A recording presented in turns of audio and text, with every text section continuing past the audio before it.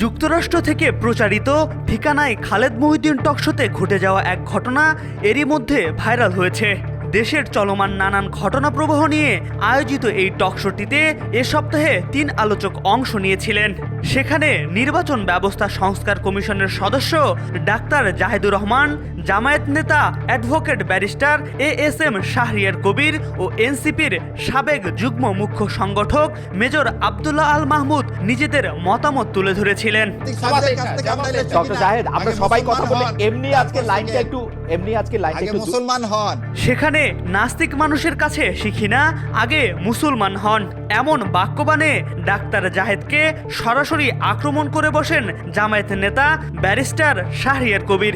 এভাবে জনসম্মুখে ভরা মজলিসে একজন মানুষকে ইসলাম বিদ্বেষী ট্যাগ দেয়া নিয়ে চলছে নানান সমালোচনা। অনেকেই প্রশ্ন করছেন, এভাবে প্রকাশ্যে কাউকে ট্যাগ দেয়া কি একজন মুসলিম নেতার কাজ হতে পারে, যিনি আবার জামায়াত ইসলামীর একজন নেতা?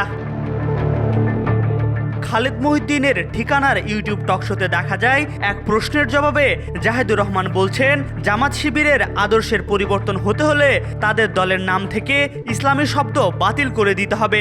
ইনিয়ে বিনিয়ে এই বিষয়ে যুক্তি দিয়ে তিনি নানান কথা তুলে ধরেন। কিন্তু আলোচনায় অংশ নেয়া জামায়াত নেতা ASM শাহরিয়ার কবির সে বক্তব্যের জোরালো প্রতিবাদ জানিয়ে ডাক্তার জাহেদকে ইসলাম বিরোধী ট্যাগ দিয়ে বলেন, আপনি ইসলাম বাতিল করে দেওয়ার কথা বলছেন।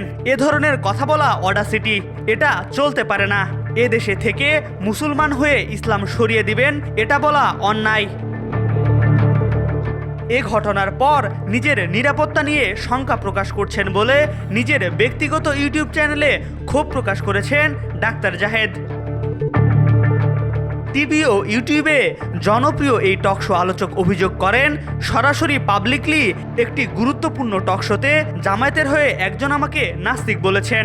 কারণ বাংলাদেশে কাউকে ইসলাম বিদ্বেষী বা নাস্তিক বলে ট্যাগ দেওয়া মানে হচ্ছে মব সন্ত্রাস করে তাকে মেরে ফেলা যায়, তাকে হত্যাযোগ্য করে তোলা যায়। এদিকে এই জামায়াত নেতার এমন আচরণ নিয়ে নেটিজেনদের মধ্যে ক্ষোভ তৈরি হয়েছে। জামায়াতে ইসলামীর কেন্দ্রীয় কোনো নেতৃবৃন্দ কখনো এমন কথা প্রকাশ্যে কাউকে বলেননি, কিন্তু তিনি কেন এমন করলেন তা খতিয়ে দেখার আহ্বান তাদের। MR আকাশ, আজকাল।